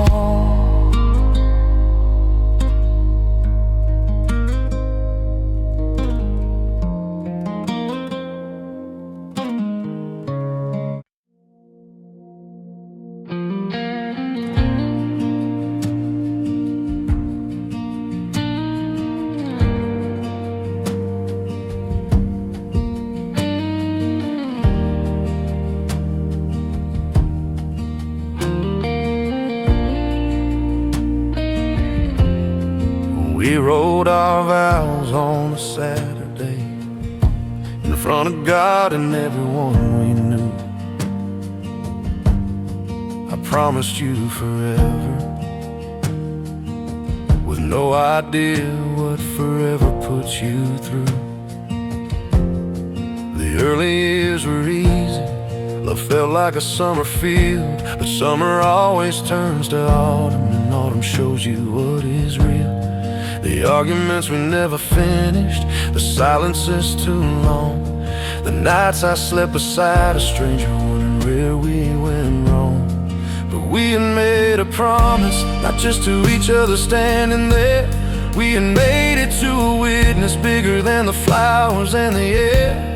And somehow that made leaving harder, and somehow that kept me in the room, because a covenant is different from a contract you can choose. Built to last, not built for easy, built for the seasons only love survives. Built to last through the cold and dark December, through the years that tested things alive. We didn't vow to always feel it, we vowed to always choose to stay. Built to last is the only kind of love worth building. Built to last is the only kind worth the wait.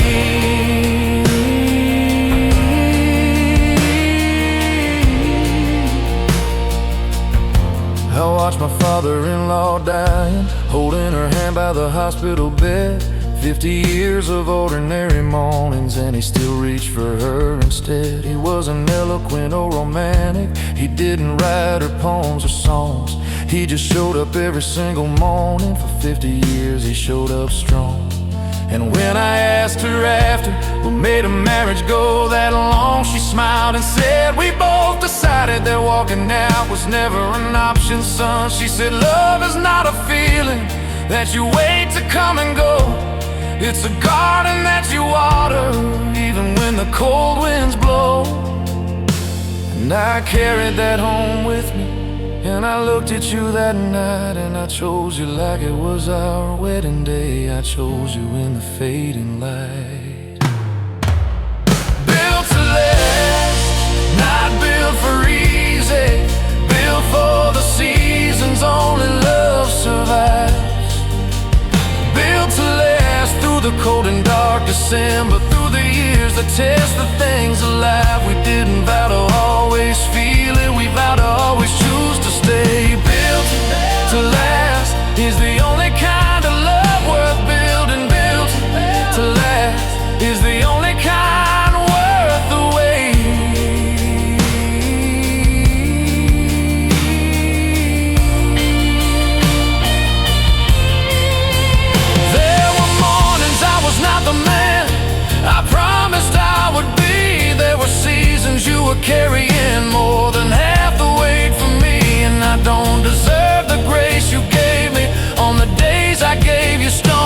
But grace is not about deserving, it's about refusing to go home alone. We've sat across from other couples, watched them pack their lives in boxes, watched love die in parking lots, and wondered what the difference is. Maybe it's the God we brought in to the center of the room. Maybe it's the vow that held us when the feeling left too soon. I don't have all the answers, and I know we're not yet done, but I'd walk back to that altar, and I'd do it all again. Every hard and holy season, every fight and every dawn, I would choose you in the silence, I would choose you all along.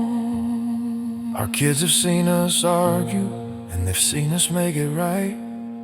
They've seen their parents struggling and surviving through the night. And I hope that's worth something more than the perfect home we never had. That they'll know that love is not a feeling, it's a choice you make through good and bad. Someday they'll stand at their own altars, and they'll make their own big vows. And I pray they build on something solid, not on feelings, not on now. I pray they build on God and morning, on the daily choosing to remain. I pray they build the way we tried to build to last through joy and pain. Built to last, not built for easy, built for the seasons only love survives. Built to last through the cold and dark December, through the years to test the things alive. We didn't vow to always feel it, we vow to always choose to stay. Built to last is the only kind of love worth building. Built to last is the only kind worth the wait.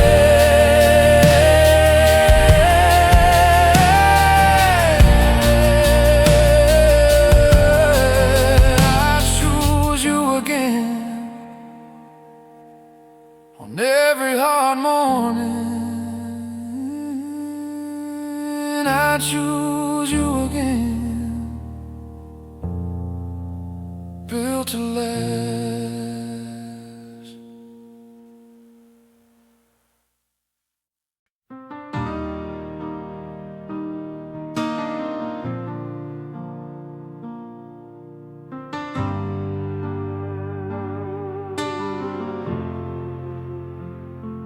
They left Egypt with a promise and a long and desert road, but somewhere in the middle of the wilderness and the cold, they forgot about the chains they've been wearing all those years, and started missing what they left behind through the filter of their fears.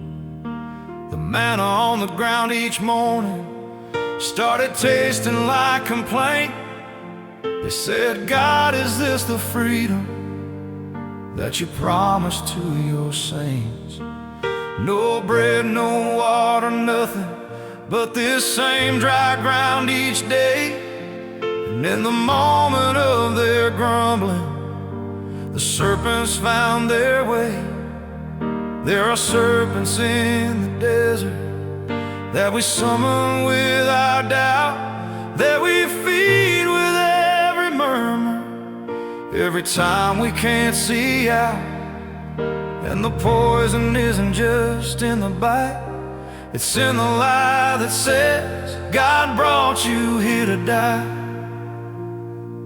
Look up from where you're lying. Look up from the desert floor. Look up, stop looking at the dying. Look at the one they lifted up before. He didn't take the serpents away, he gave something stronger than the venom sting. He gave mercy on a wooden post, he gave everything.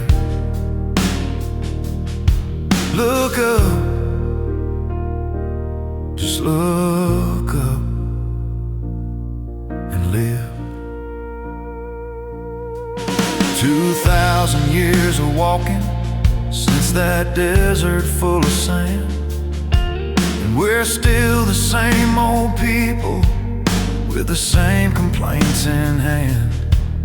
We're tired of the manna, tired of trusting what we cannot see, tired of the long and winding desert between the chains and being free.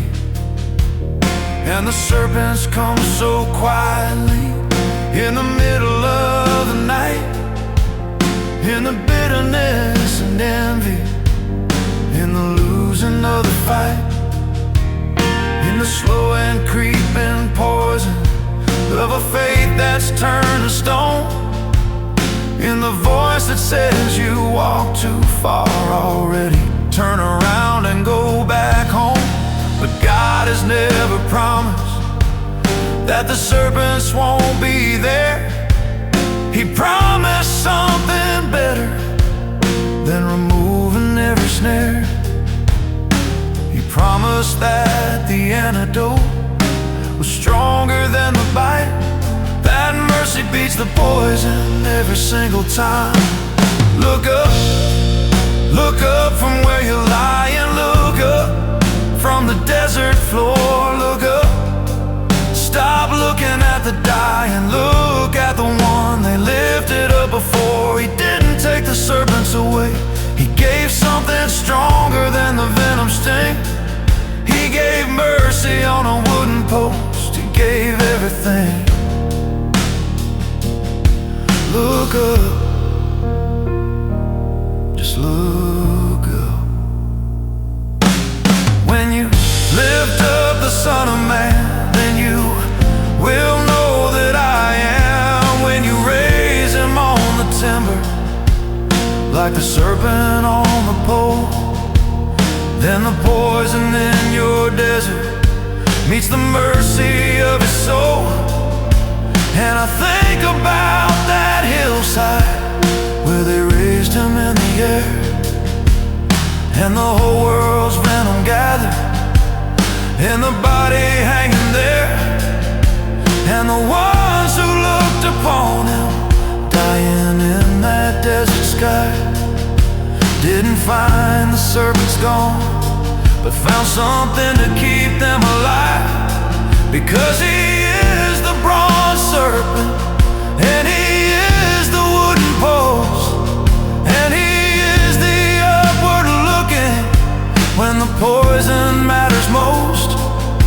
Not a God who clears the danger from the path before our feet, but a God who hangs above it, says, look up, I am complete.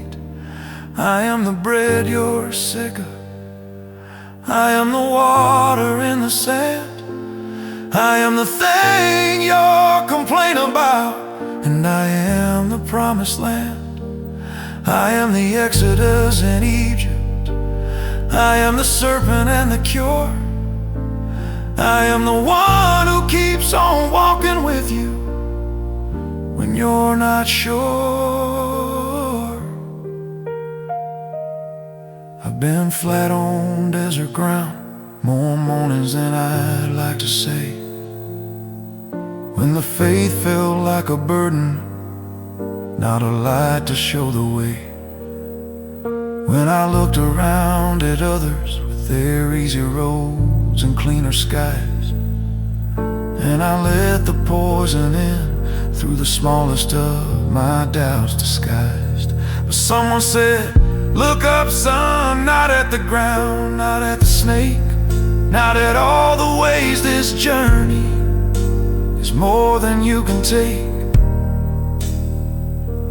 Look at what was lifted over you before you even knew the bite. Look at the one who took the venom in so you could have the life. Look up from where you're lying, look up from the desert floor, look up. Stop looking at the dying, look at the one they lifted up before. He didn't take the serpents away, he gave something stronger than the venom sting. He gave mercy hanging on the wood, he gave everything. When you cannot see the morning, when the poison's in your chest, when you're tired of all you're sick of all the rest, look up, just look up and live. Look up, he's been lifted. Look up and live.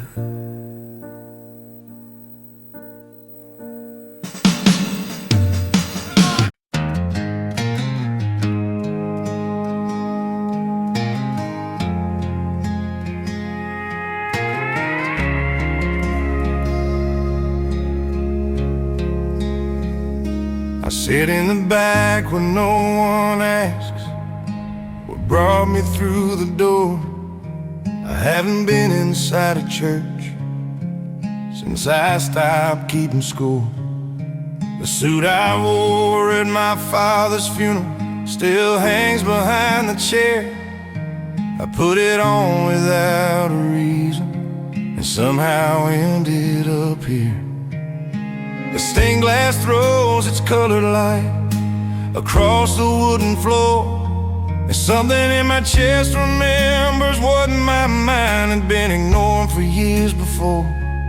The smell of candles, incense rising, something I can't name, a feeling like a door cracked open on a room I thought was gone.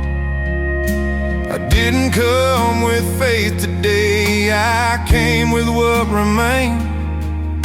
A hollow man in a borrowed suit, standing in the rain. In the last pew, where the doubters go to sit, where the ones who almost gave up come to see if God still fits. I didn't bring him anything, no prayers, no songs, no tears, just the weight of all the questions I've been carrying for years. And somehow in the last pew, something pulled me back in from the last pew.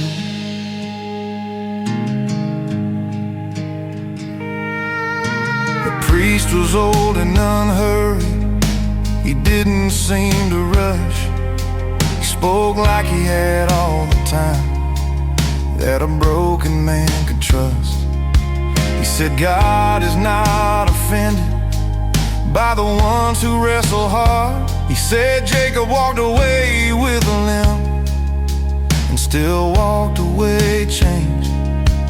And I thought about my father, how he knelt beside his bed every single night before he slept, with the words he never said out loud, but God could hear them. And I wonder if he prays for me, still from wherever the faithful go, when the last amen is breathed. I'm not ready to believe again, not fully, not just yet, but I'm tired of pretending that the leaving didn't leave it dead. In the last pew, where the doubters go to sit, where the ones who almost gave up come to see if God still fits. I didn't bring him anything, no prayers, no songs, no tears, just the weight of all the questions I've been carrying for years. And somehow in the last pew, something pulled me back in from the last pew.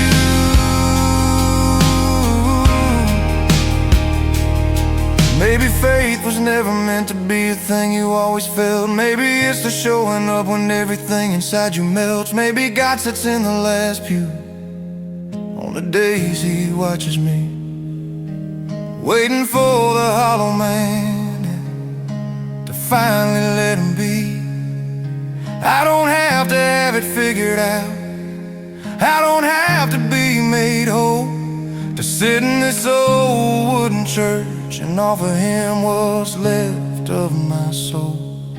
And when the bells rang out at communion, I stayed right where I was, but something in me leaned in closer, Something in me said almost.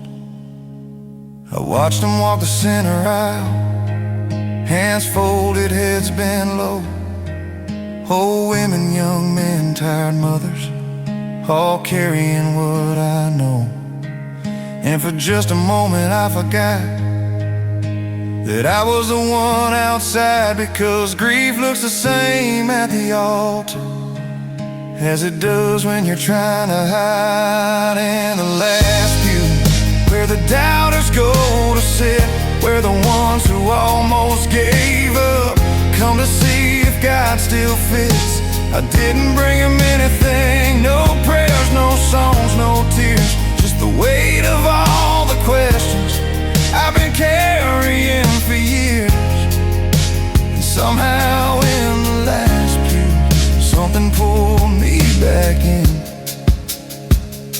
from the last pew.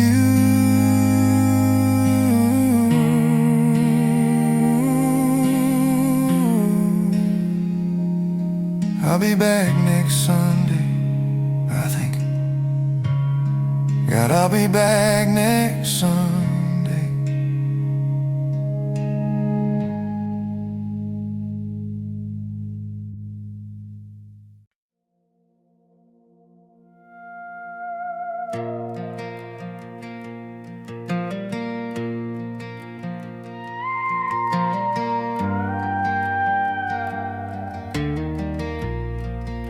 The desert doesn't scare me the way it used to do.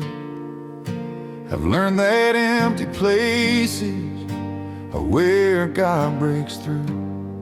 I laid down what I clung to, I loosened up my grip, and found that what I was holding was keeping me from Him. The ashes on my forehead have long since washed away, but something in the desert decided it would stay. A hunger deeper than the body, a thirst no water feels, the kind that only comes from kneeling on these 40-day hills. I don't fast to prove I'm worthy, I don't pray to earn my place, I just need the noise to quiet so I can see His face. 40 days in the wilderness, 40 nights on my knees, stripping back the things that hide me from the God who sets me free. I don't need the golden comfort, I don't need the easy road, just meet me in the desert, Father. Take everything I hold. 40 days He went there before me, He knows every stone, He knows how the silence stretches, how the dark feels alone. He was tempted with the easy, with the power and the crown, but He chose a road of suffering so He could walk me down. Every year I wonder if I'll finally understand that the thing I give up for Lent is the thing that holds my hand.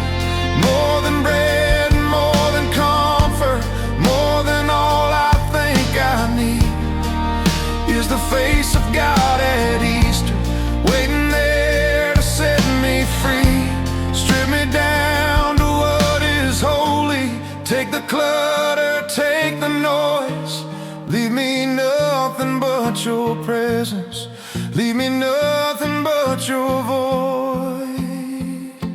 40 days in the wilderness, 40 nights on my knees, stripping back the things that hide me from the God who sets me free.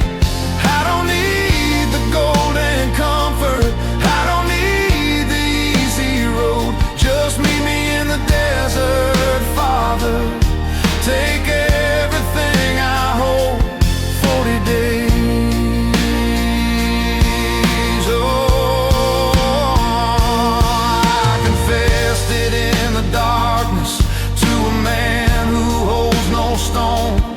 Every weight I've been pretending wasn't heavy, wasn't on. And when I heard the words of mercy, spoken quiet, spoken clear, I understood why land exists, to make the Easter real. 'Cause you cannot know the sunrise if you've never known the night. You cannot feel the resurrection if you haven't faced the fight. So I'll walk these 40 mornings with my hands and my heart bare, and I'll trust that on the other side He's already there. The world outside keeps moving, keeps its pace and keeps its noise, but something slows inside me. In these quiet Lenten days, I become a little smaller, a little more aware that the God who shaped the universe still answers when I pray. 40 days in the wilderness, 40 nights on my knees, stripping back the things that hide me from the God who sets me free. I don't need the gold and comfort, I don't need the easy road. Just meet me in the desert, Father. Take everything I hold. 40 days.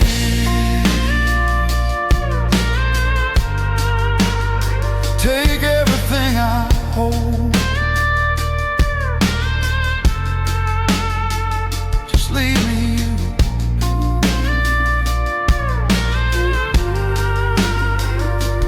40 days.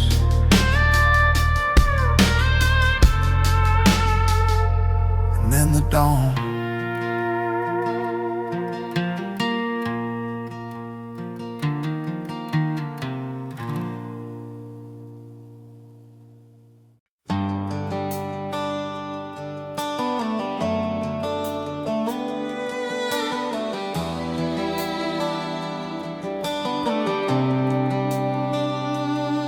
It's not always thunder in the sky, not always tears that fall. Sometimes it's just a quiet weight I carry through it all. A word I choose to hold inside, a pride I lay back down, a silent yes when no one sees, a lost but holy ground. You never said the road was wide, but you walk right by my side. So I'll take up my cross today, not tomorrow, not halfway. In the small and hidden cost, I will follow through the loss.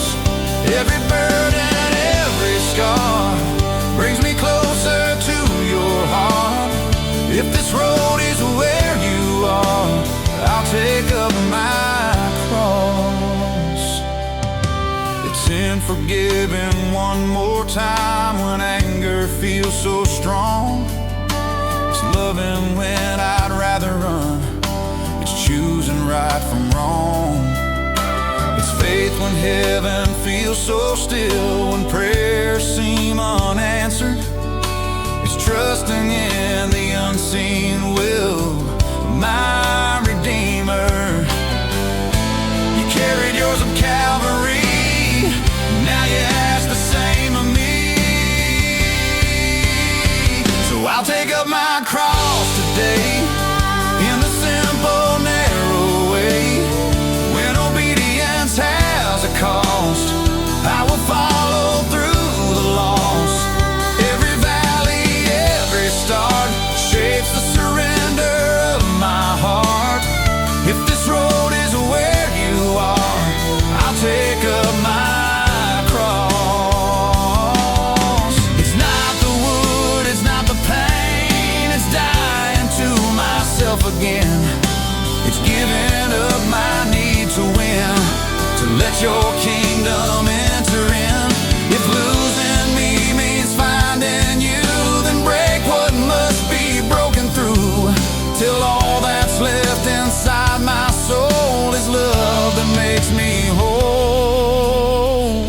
take up my cross each day, through the storm and through the gray, for the one who bore the loss and turned across to hope.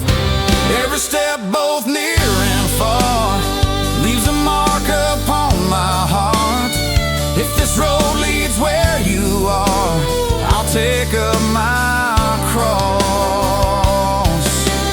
Not my will, but yours be done.